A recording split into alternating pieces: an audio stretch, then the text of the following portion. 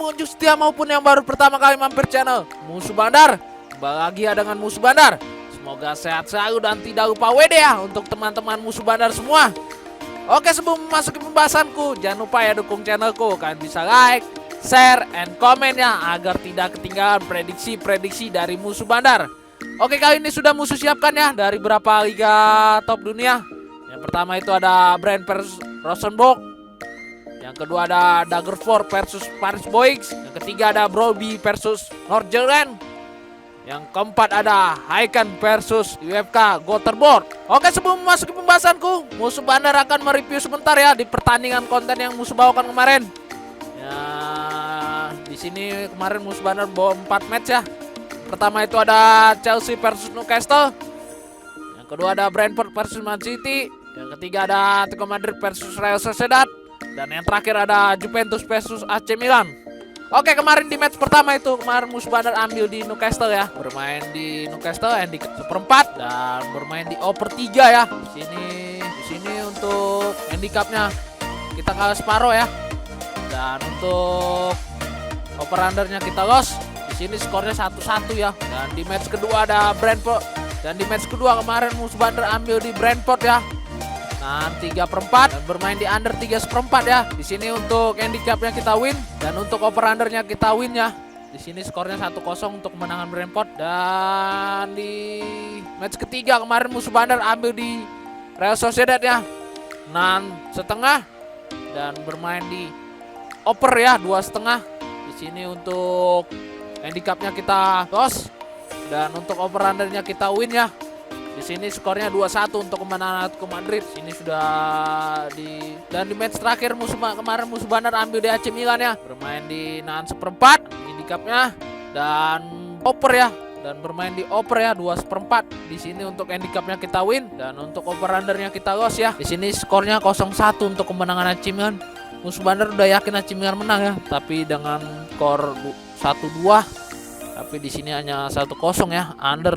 Juventus sendiri tidak bisa mencetak gol di kandang dan AC Milan bermain solid. Oke, ini dia build yang kemarin Musuh bagikan di build kontennya yang di grup dan di YouTube.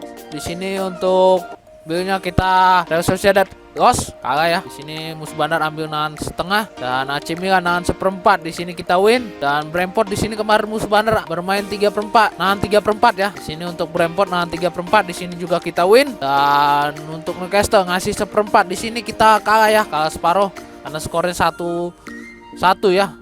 Newcastle sendiri tidak bisa mencetak gol lagi. Oke, tapi tidak apa-apa ya. Karena kemarin Musuh Bandar bermain dari siang dan membagikan build siang ya untuk Jepang, Liga Jepang. Di sini Musuh Bandar profit ya. Di sini untuk kemarin Musuh Bandar bermain di Liga Jepang untuk Cerezo Osaka ya, ngasih 3/4. Di sini skornya 2-0 untuk kemenangan Cerezo Osaka ya. Kita win. Di sini untuk Yokohama Marinos Avispa kemarin Musuh Bandar ambil di under 2/3/4 ya. Kita juga win. Skornya 2-0 juga untuk kemenangan Yokohama Marinos. Dan Oita Trinata ya di Liga Jepang 2 kemarin Musuh Bandar lekekan ya, ambil 0-0. Di sini kita draw ya, skornya 0-0 ya, tidak ada gol. Dan Rosokuma Monte Yamagata di sini kemarin Musuh Bandar ambil di over ya 2,5. Di sini skornya 0-3 ya untuk kemenangan Montedio Yamagata. Di sini juga kita win ya. Di sini kita profit untuk siangnya ya, di build siangnya ya teman-teman Musuh Bandar yang ada di grup WA. Dan ini dia screenshotan grup WA Musuh Bandar ya yang di grup. Profit dari siang ya. Kemarin juga sempat bojal ya kemarin Musuh Bandar ya. Cuman terlalu banyak jadi Musuh Bandar tidak bisa memberikan ini semuanya ada di grup ya. Teman-teman yang belum bergabung silakan bergabung ya untuk teman-teman Musuh Bandar. Karena bisa kita berbagi prediksi dan kemenangan di grup. Oke, itu saja yang bisa review ya. Kita lanjut ke pertandingan sekarang ya. Musuh Bandar akan mereview sebentar di pertandingan pertama antara Brand versus Rosenborg BK. Oke, untuk Brand sendiri berada di peringkat 3 klasemen sementara Liga Norway. Dan untuk Rosenborg sendiri berada di peringkat 11. Oke, kita lihat untuk from tua dari kedua tim. Untuk Brand saat bermain di kandang home win-nya itu 75%, home draw itu 25%, dan home goals-nya itu 0 ya, tidak pernah kalah. Home goals-nya itu 0 dan home goal-nya kita di sini di 2,50 per match ya, hampir rata-rata mencetak 2 gol lebih sedikit saat bermain di kandang. Dan untuk Rosenborg sendiri saat bermain di tandang away win-nya itu 22%, away draw-nya tuh 44%, away goals-nya itu 33%, dan away goal-nya kita di sini di 1,89 per match ya, hampir rata-rata mencetak 1 gol lebih sedikit saat bermain di tandang.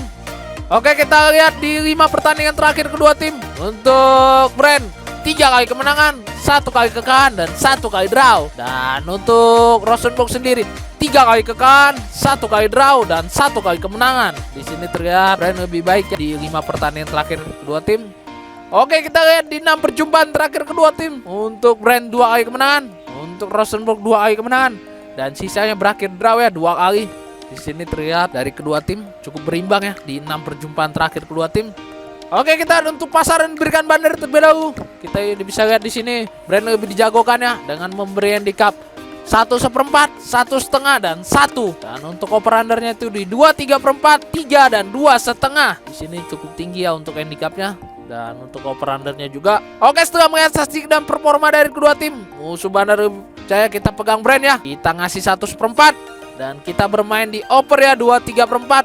Dan prediksi skor dari musuh bandar 3-1 untuk kemenangan Brand. Di sini Brand bakalan menang ya di kandang. Dan karena dari Brand sendiri cukup baik ya saat bermain di kandang. Dan Rosenborg juga kurang konsisten ya di 6 pertandingan terakhir ya. Oke, lanjut ke pertandingan yang kedua ya, antara Dagerfors versus Parsboik. Untuk Dagerfors sendiri berada di peringkat 11 klasemen sementara Liga Sweden, dan untuk Parsboik berada di peringkat 16. Oke, kita lihat untuk from to dari kedua tim. Untuk Dagerfors saat bermain di kandang home-nya itu 38%, home draw-nya itu 33%, home goals-nya itu 29%, dan home goal-nya kita di sini di 1,29 per match ya. Hampir rata-rata mencetak 1 gol saat bermain di kandang. Dan untuk Parsboik sendiri saat bermain di tandang WW-nya itu 21%, W draw-nya itu 16%, W loss-nya itu 63%, dan W gol-nya kita di sini di 1,50 per match ya. Hampir rata-rata mencetak 1 gol saat bermain di tandang. Di sini terlihat presentasi dari kedua tim kurang baik ya. Oke, kita untuk kondisi market pasaran terkini saat Dagerfors ngasih setengah Parsboik ya. Di sini hampir rata-rata orang menjagokan Dagerfors 71% dan Parsboik 29%. Di sini cukup perbandingan cukup jauh ya teman-teman musuh bandar, bisa dekat. Oke, kita di 6 pertandingan terakhir kedua tim. Untuk Dagerfors 2 kali kemenangan, 3 kali kekalahan, dan 1 kali draw. Dan untuk Parsboik sendiri 5 kali kekalahan dan 1 kali draw. Di sini terlihat Dagerfors lebih baik ya di 6 pertandingan terakhir kedua tim. Oke, kita di 6 perjumpaan terakhir kedua tim. Untuk Dagerfors 1 kali kemenangan, untuk Parsboik 2 kali kemenangan, dan sisanya berakhir draw ya 3 kali. Di sini terlihat Parsboik lebih unggul ya di 6 perjumpaan terakhir kedua tim. Oke, kita untuk pasaran berikan bandar terlebih dahulu. Kita bisa lihat di sini Dagerfors lebih diunggulkan ya dengan memberi handicap setengah, 3/4, dan 1/4. Dan untuk over undernya itu di 2,5, 2/3/4, dan 2/1/4. Bisa kita lihat di sini pasarannya cukup tinggi ya menurut musuh bandar.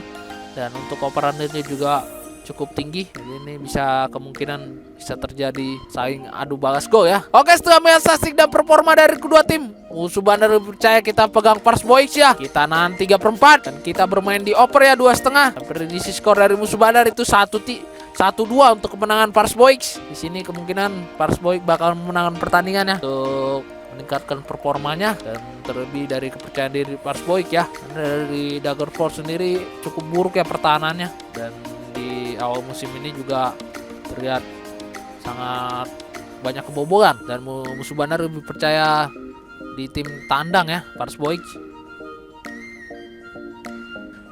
Oke, lanjut ke pertandingan yang ketiga ya, antara Broby versus Nordjylland. Di sini untuk Broby sendiri berada di peringkat 6 klasemen sementara Liga Denmark, dan untuk Nordjylland berada di peringkat 2 klasemen. Oke, kita untuk from to dari kedua tim. Untuk Broby saat bermain di kandang home win-nya itu 33%, home draw itu 24%, home goals itu 43%, dan home goal-nya kita di sini di 1,24 per match ya. Hampir rata-rata mencetak 1 gol saat bermain di kandang. Dan untuk Nordjylland sendiri saat bermain di tandang WW-nya itu 24%, W draw-nya itu 48%, W loss itu 29%. Dan away golnya kita di sini di 1,14 per match ya. Hampir rata-rata mencetak 1 gol saat bermain di tandang. Oke, kita di 6 pertandingan terakhir kedua tim.